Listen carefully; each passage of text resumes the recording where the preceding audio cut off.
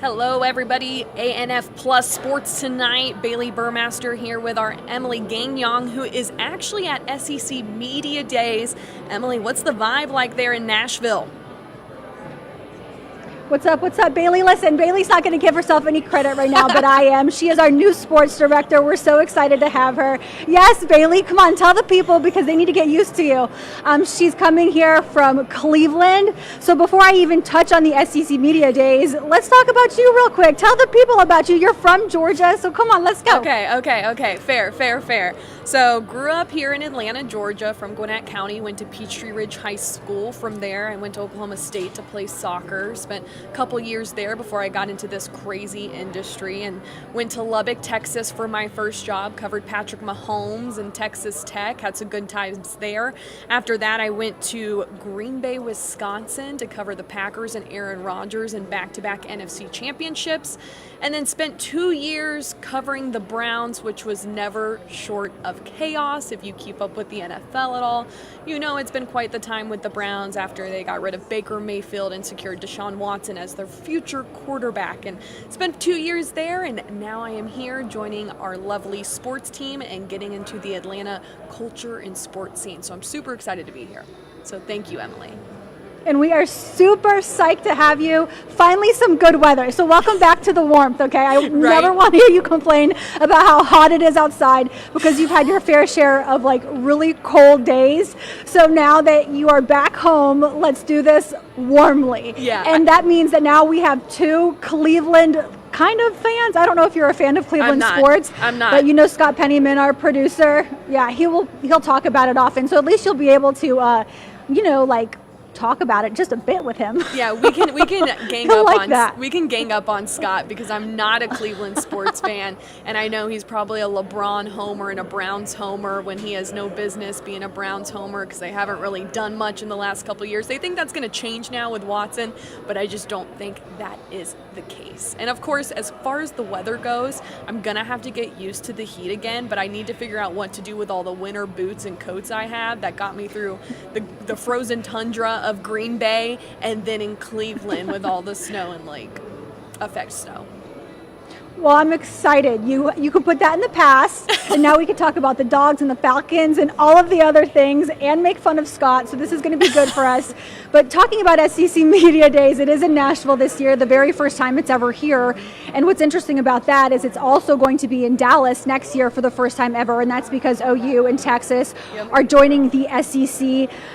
Since you played soccer at Oklahoma State, maybe you can speak, to how it is in Oklahoma, but it's a big deal for OU and for UT to join this conference. Both schools super excited about it, and the SEC is embracing both schools by honoring Texas first and going to Dallas and bringing all the teams out there for what is SEC Media Days, and it's always crazy. All the teams come out here and the star players and the coaches. So I look forward to next season, but as far as this year, Kirby is bringing Brock Bowers with him tomorrow, the star of the team, now that we really don't know who's going to be the starting quarterback.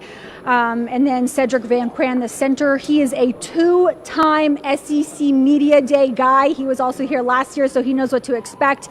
And Kamari Lassiter, the DB, he will be representing for the defense tomorrow. So I look forward to hear from those guys, but no doubt Kirby will talk about how the Dogs have a bullseye on their back. That's exactly what he did last year, and it works, okay? That's what he tells his players constantly, that they're being hunted, but they're also the hunters.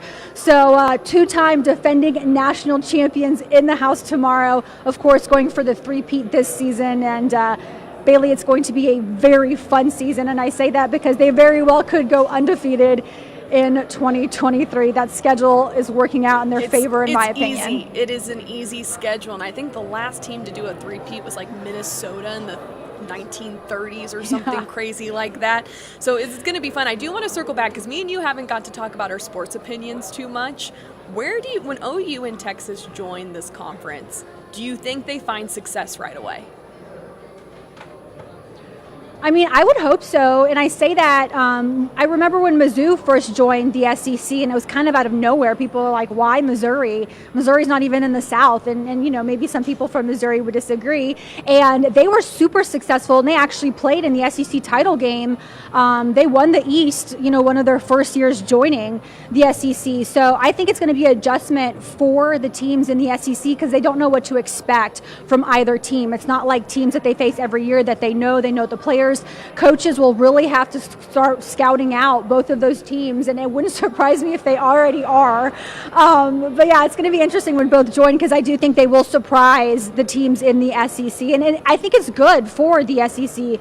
I always said, in my own opinion, I was like, maybe FSU should join because they already have a rivalry with UF. Or something like Clemson because they already have a rivalry with South Carolina. I always like to think that teams who already have built-in rivalries should join together, should join forces and go into a conference together. But Oklahoma and Texas, I mean, those are two of the best programs in the nation. So I think this is great for the league. Yeah, I mean, I'll give you my opinion coming from the Big 12 a little bit. I think OU they're always a powerhouse, especially in the college football playoff, have made the Final Four here a couple times in recent years, but I could see Texas struggling. Their brand gets them further than their play really does. If you look at their record in the Big 12 the last couple years, it's not been the craziest record. They've come on the come up with Steve Sarkisian as their head coach, but they've struggled against teams like Oklahoma State who have owned them over the years. So I think it's interesting. I could see OU finding success, but I'm not totally sure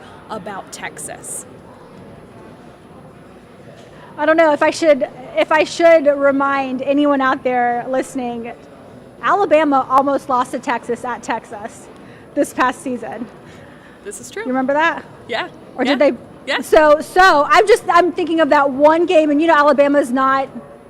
I don't know if I should say this or not. Maybe not what they used to be. I know a million people would hate to hear me say They're that gonna come right now. for you. Be careful. Georgia's definitely.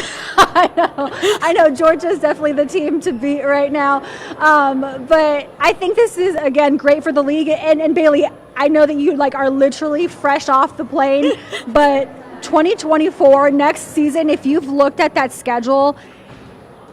Georgia's schedule, if anybody has complaints about how their schedule this year is easy, I'm already looking at 2024. They have Auburn, Mississippi State, Tennessee. They're at Alabama, at Kentucky, at Ole Miss, at Texas. That's going to be a very, very tough schedule. So if you have any complaints about their schedule this season, wait till next year because next year, that's going to be a true test. Isn't that the truth? It's going to be a gauntlet. Something that was also talked about at SEC Media Days was that the championship is most likely going to stay here in Atlanta. The SEC is in talks with Mercedes-Benz to keep it here in what I think it's 2026, Emily. What were your takeaways from that conversation? And what do you think that does for the city of Atlanta? Do you think it gives the Dogs the upper hand? There's a lot to dissect there. I never think it gives UGA the upper hand because since Kirby's been there, they've only, after his first season, so I kind of don't even count that year, but after his first season, they've been to the SEC championship game every year but once. When Florida played Alabama, I believe that was the COVID year, 2020, but every other year they've been, and they've only won twice. Right? So his second year, they beat Auburn in the SEC title game, and then they didn't win the title again, the conference title, until this past season. So even though they go a lot, they don't win a lot in that building. They just don't. So I don't think it gives Georgia any upper hand. And from what we are told, is that tickets are sold evenly. I never know if that's true or not, because there always seems to be a lot of Dog fans in the Benz. But for me, I think it's great for the city of Atlanta, and you probably know this being from Atlanta. Not just a huge contingency of Dog fans in the A, also every other team in the SEC is so well represented. So Auburn, Alabama, Kentucky. So you can talk to anyone that you meet out on the street, and more than likely they have a tie to an SEC school. And that's what makes things so special in Atlanta, and that's why I think the league keeps the game there, because the interest is so high. Like you and I cover the Dogs crazily because that's the school that's in our area. But there's just as much love for Auburn, that's 2 hours down the road, or Tennessee, that's 4 hours down the road. So or Florida, that's 5 hours down the road. So it's so easy in Atlanta to find SEC football fans, and that's why I think the SEC championship game will stay in Atlanta for a very long time, and it sells out there all the time, so why move it? And I totally agree with you, and I also, they'll probably come for me for saying this too. If you're complaining about the SEC championship game being in Atlanta and giving Georgia the upper hand, you're probably losing too many games for your name to really even be in the conversation. Let's just be completely upfront about that. But I do want to pick your brain. If there could be a neutral site for the SEC championship, would you take it? Maybe like a city like Charleston or something. That's Charleston of all places. Well, it's interesting because I think, I believe Sankey was asked about Nashville. That's how the question came up, because they're going to have a new stadium here. And, people here are interested whether that would ever be considered. And while he said his focus is to keep that game in Atlanta, he didn't completely shut the door. Okay. So do I think that eventually, maybe one day, that game will be moved around from city to city? They do it with SEC Media Days. So maybe. That would be, I've never really given real thought to it. But it would just mean that you and I would have to travel further when the Dogs play in the game. Are we going to complain about that? Well, and also, if you think about it, it'd be interesting to see them move it maybe to somewhere in Texas, maybe Dallas, just to try and loop in those now Big 12 SEC fans, which are what they're going to have to transition to with Texas and OU coming in. So it is an interesting question. You mentioned earlier that Georgia does talk tomorrow. They're coming in. Georgia's been under a little bit of fire lately for their off-field issues, whether it's speeding, whatever it may be, those off-field issues. How much of those questions do you think they're going to have to answer tomorrow, or do you think it will be strictly football?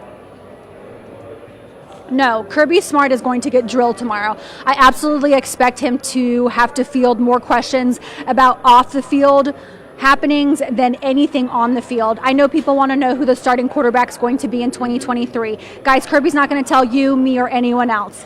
That's just how it is. And I know that a lot of people are going to want to know how so many guys on defense are going to be replaced and who's going to fill the holes. Guess what? He's not going to tell anyone that either. But what he is going to have to face tomorrow is a lot of scrutiny from a lot of media about all of those issues that he's dealing with, and perhaps him not having control of his program, and all of the players who have been pulled over for speeding since the very unfortunate situation that happened in January after they celebrated their second straight national championship. So, yes, Bailey, I absolutely think that tomorrow will not be a fun day for Kirby Smart. I'm sure that he's expecting it, and rightfully so. When you are the head football coach of a major program and you're coming off of 2 back-to-back national championships, and bad things are happening with your program, with your players, you have to face those questions and you have to do it head on. And tomorrow will be the very first time he truly gets it from across the board. Mm-hmm. He's going to have to take it all day. So that's just something that he's going to have to be prepared for. And Emily, but I absolutely think you're onto something. That is going to happen. No, and I think you've been covering this team in depth for a while now, and you've seen him be questioned by local media here in Georgia a lot. Is there any questions you feel like he hasn't answered well enough or given enough solution to feel like he is bringing this program in the right direction and out of, everywhere they've been in with these recent off-field issues? Listen, I don't want to give anybody passes for speeding, and especially not for what happened, again, back in January, but kids will be kids at the end of the day. Yep. And so for Kirby, he has to answer for all of the players he calls his kids. And so tomorrow, I think that he is going to have to answer questions that when he is in front of local media, perhaps he would maybe brush off. Mm-hmm. When we're there on Mondays or when we talk to him after football games, he kind of has the liberty to answer the way he wants to and move on. But I think tomorrow he will not have that opportunity. I think the questions will keep coming and they'll be asked in different ways. And, Kirby doesn't sweat. He'll just have to take it, and he'll He'll probably not enjoy it, I got to be honest, because at this time last year, he was able to come to SEC Media Days, and it was in Atlanta, and enjoy the day because they were coming off of that first national championship with no issues. So now they're coming off of their second straight national championship, and you would think that had they not had those issues, he would be walking in here through the front door happy as could be and acting like he was last season, but he will not be able to do that this year. He just won't.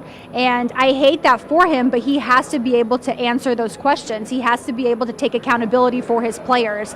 And what's interesting, Bailey, is Arian Smith, the receiver, after their spring game, him and I talked, and he said that after the game, you know, when they were finishing their conversations in the locker room, Kirby mentioned to his players, like, don't go out speeding tonight. So interesting. Arian said that to me, and I thought, like, that's something that Kirby is actively talking about with his players even after a game, you know? So even though the spring game isn't an actual game, but he's still telling his players, like, the obvious, but maybe it's not as obvious since it's still happening. Not sticking and as much, yeah. It's a mess. Well, we will see how it plays out tomorrow. I'm sure you'll have all the reports for us. I want to switch gears to today and some of the, takeaways from today's media days. And LSU's Brian Kelly basically was asked about Georgia being the new standard and have they closed the gap. And he said, they've recruited in that way. They're not quite there yet, but does he think they can compete with Georgia? Yeah. What's your takeaway from Brian Kelly talking, some big game in his second year with LSU? I think he has to do that because he wants to be able to compete with Georgia. And if you say it, I was always told if you say it, it doesn't make it so. But yes, if you say it enough, players might believe that what you're saying is true. And I do think that LSU would love to be in the same situation they were last year, playing for the SEC title. And so Brian Kelly's got to sit there and preach to his players and say, yes, we will face the best of the best in the East, which more than likely will be Georgia. But do I think that he will be able to do that in year two? I mean, again, I might in December be completely wrong, but no, I don't think that because it takes consistency and that's just too quick.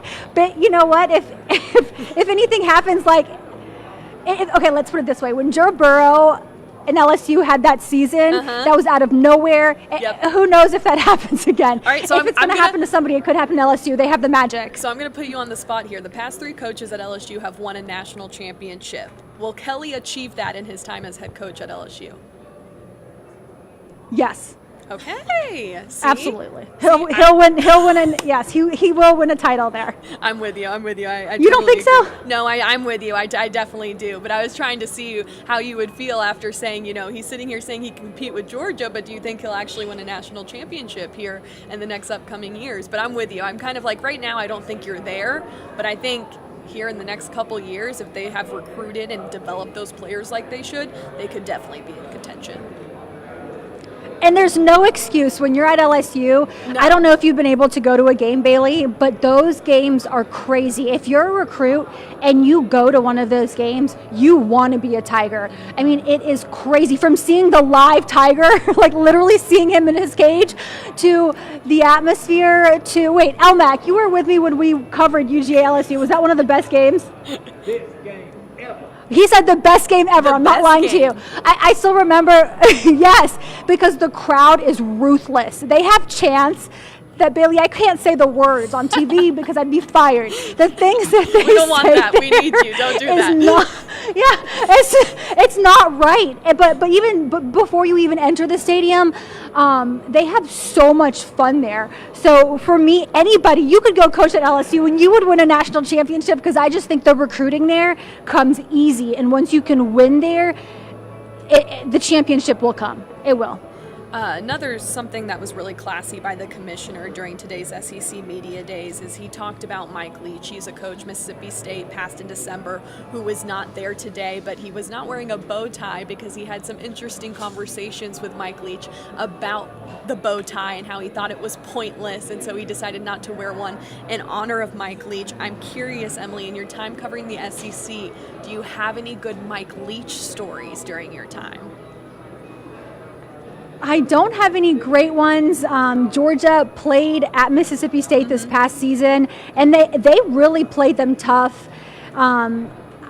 Nothing great. I don't know him personally, but I thought it was such a classy move by Greg Sankey because I hate to say it, I feel like that story, I feel like Mike Leach's story, there's been so much news since his passing that we haven't really heard much about him. And quite frankly, football season is not being played right now. Yeah. So I was glad that he brought his name back up and that we will more than likely spend the season talking about Mike Leach and how he influenced so many coaches and he had such a unique way of coaching. So in my opinion, I thought that was super classy, like you said, and I'm looking forward to hearing more stories. And Kirby has stories too about Mike Leach and just his mind was so different from everybody else's. It's crazy. So I with you, I thought it was so classy and to bring him back into the discussion because it was back in December. But when I was in Lubbock, obviously Mike Leach coached at Texas Tech, and he's responsible for guys like Lincoln Riley, Cliff Kingsbury. I mean, he really was part of that big air raid offense and a big reason because of that. But what's so interesting about Mike Leach, he would always come to our local TV station in Lubbock and come do the weather. Like, he really enjoyed doing the weather with our weather guy, Ron Roberts, at the time. And it was like the craziest thing. We were like, what? I also interviewed him for a story I was doing one time, and I had called him, and I grew up here, so my phone number is still a 404 area code. And I called him, and he knew I was calling him, and he was like, why are you calling me from an Atlanta area code? And I was like, oh, well, I grew up there, and we didn't even interview for 20 minutes because we went on 50 different rants, one of which his daughter was in Atlanta and she was married to a doctor and there was a family of doctors, and it was like one thing led to another. He was just one of the more personable coaches I've ever come across. I love that. And that's probably why he touched so many people beyond the sport. Correct. All right, Emily, we wrap this up. I've been told you need to tell me what is on your mind. What's on my mind? Brock Bowers tomorrow. Okay, so this is year 3 for him. If there wasn't that rule that players had to stay in college for 3 years before they went to the NFL, he'd have left us already. He'd have been gone, okay? This man is the best tight end in all of college football. He will be again unless he gets injured. And let's not put that out there. Let's hope that he stays healthy because he will, in my opinion, be a top 5 pick in 2024. But Bailey, you will learn this very, very quickly. He doesn't like to talk. Oh, he no. He's like a Nick talk. Chubb. He's like a Nick Chubb. He isn't rude, and he's not going to deny an interview, but he's not going to give you long answers. He's not going to give you anything juicy. He's going to give you a few words, maybe smile a little bit, and move on. So in year 3, he is going to be obviously a huge deal on the team, but I think he's going to be a big leader on the team, especially on offense with Stetson Bennett gone and so many offensive players, offensive linemen gone. I think this is going to be a year for him to maybe put himself out there. And I think tomorrow's the first step. Kirby bringing him here, Kirby could have brought him here last year, but Kirby bringing him here this year in year 3, I think that tells me that Kirby knows he's a great player on the field, he knows he can do all that, but he also needs this part of it, right? Yeah. Once he goes to the NFL, and you know this, we're both reporters, yep. Like he needs some training, and he needs to be able to get in front of the cameras and say more than a few words, and he just doesn't like it. It's just not him, and I get that. But Nick Chubb was the worst. Let's be honest. Okay, that was. Well, so what's on my mind I had him one season, and you had him longer. And what's on my mind now is what is it with all these Georgia Bulldogs who don't like talking to media and give us like 7-sentence answers, and we can't use it. And like Nick Chubb is the superstar of the Cleveland Browns, and we talk to him every week. But it is the biggest waste of 10 minutes. In a locker room. I hate to say that because he's a phenomenal running back, but man, we got to figure out what's going down there in Athens and fix that. Maybe Kirby has a plan of bringing them into SEC media days and giving them a clean slate and getting them adapted a bit. I would never put Brock Bowers in the Nick Chubb category ever because Nick Chubb is in a category of his own when it comes to media. I think he might be the worst athlete I've interviewed. He might take the cake. Yeah, it's really, really tough. And you know what? He's always been like that. Like when he was at Georgia, he was the exact same way. But I will say, Brock is just very dry and it's just a few words. And he just would rather be on a field playing football. And I respect that. But all the big superstars, as you know, take maybe not a liking to the media, but know their role and know that you got to give a little more than just a few answers and laugh and kid around a little bit. And then we'll get off your back. So tomorrow, what's on my mind is we'll see if Brock Bowers loves the media. Well, here's to you, Emily. I'm hoping it's better tomorrow. Maybe it's a new beginning for him, and he will give you some good sound bites that we can actually run on air. I hope so. All right. Anything on your mind, Bailey, before we leave each other? No, you're not getting out of here too fast. No, now I just want to know. What's on your mind on your debut? You've changed it. First I was thinking about how I wore houndstooth on my interview here in Atlanta and how that should be like a cardinal sin and they shouldn't have hired me, but here I am. But now I'm actually just curious how many bad media football players there are that have come out of Georgia. Like how many just don't like No, they're fine. I'm like, man, I'm really messing this one up. I'm starting a rumor here. No, I covered. He's nowhere near. I'm listening to Nick Chubb, so I can make my own opinions too. I won't put that all on you. No, it'll be better. It'll be better than Nick. I just want a little juicier. Like I just want a little more juice. Just a little. All right. Well, here's to hoping. We'll let you go, Emily. Thanks for joining us from Nashville. Thanks, Bailey. Welcome to the house. Thanks. Welcome to our family. Oh, thanks, Emily. Have fun.